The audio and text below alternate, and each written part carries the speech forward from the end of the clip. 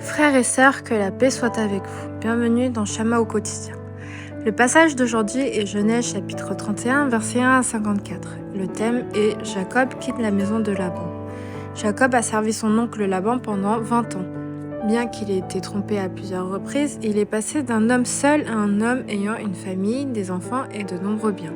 Sa vie matérielle s'est enrichie, mais ce lieu n'était pas la terre promise que Dieu avait donnée à Abraham, Isaac et Jacob. Jacob ne devait pas y rester toute sa vie.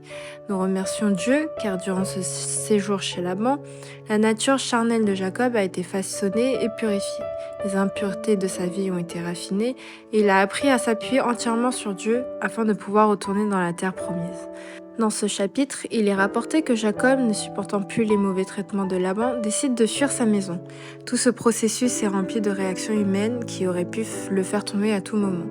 Dans le verset 1 à 13, Jacob énumère les nombreux tromperies de Laban, montrant qu'il gardait en lui le souvenir de ses injustices.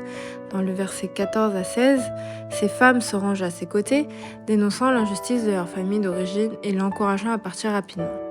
Au verset 17, Rachel vole les idoles domestiques de son père avant de partir avec Jacob, révélant l'harmonie brisée au sein de la famille de Laban. Lorsque Jacob s'enfuit, Laban le poursuit.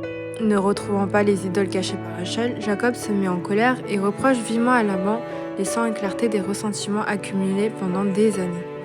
Face à cette situation, certaines personnes choisiraient de rester dans un lieu qui n'est pas conforme à la volonté de Dieu, abandonnant sa promesse. D'autres répondraient au mal par le mal, d'autres encore garderaient rancune. Mais Jacob, après avoir été discipliné par Dieu, ne choisit aucune de ces voies. Il choisit de s'appuyer sur Dieu. Au verset 3, il entend la parole de l'Éternel. « Retourne dans le pays de tes pères et dans la patrie, et je serai avec toi. » Au milieu de nombreuses épreuves et distractions, Jacob apprend à écouter la voix de Dieu et à revenir à son appel. Il se met alors en route avec toute sa famille et retourne au pays de Canaan. Frères et sœurs, nous faisons peut-être face à des épreuves semblables à celles de Jacob. Allons-nous rester dans cette situation ou choisir d'aller vers la terre promise où nous marchons avec Dieu? Dans le Matthieu chapitre 16, verset 18, Jésus déclare que les puissances de la mort ne prévaudront pas contre l'Église.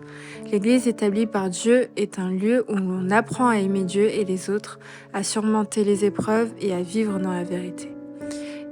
Hébreux chapitre 11 verset 16 nous rappelle que nous avons une meilleure patrie, c'est-à-dire le royaume des cieux, un lieu de bénédiction éternelle préparé par Dieu.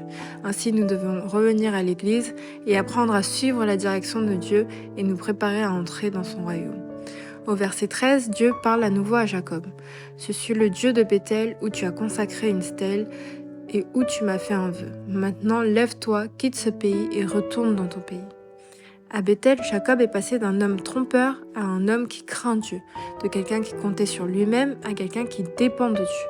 Il avait dressé une pierre et l'avait ointe d'huile comme signe de sa rencontre avec Dieu. Dans les épreuves présentes, Dieu lui rappelle ce moment. Frères et sœurs, avons-nous, nous aussi, des signes d'une rencontre avec Dieu qui ont transformé notre vie? Ces souvenirs peuvent nous encourager lorsque nous traversons des moments difficiles ou des défis, en nous rappelant de nous appuyer sur Dieu. Dans ce chapitre, Dieu parle une troisième fois, cette fois à Laban. Au verset 24, Dieu lui apparaît en rêve et lui dit « Garde-toi de parler à Jacob en bien ou en mal. » Dieu empêche Laban de menacer Jacob. Sans cette intervention divine, Laban aurait pu lui faire du mal. Cela montre que même au-delà de ce que Jacob pouvait percevoir, Dieu le protégeait et se révélait aussi à Laban. Au départ, les deux parties étaient remplies de rancune. Mais finalement, elles dressent une pierre comme témoignage, s'engagent à ne pas faire de mal, et Jacob organise un repas.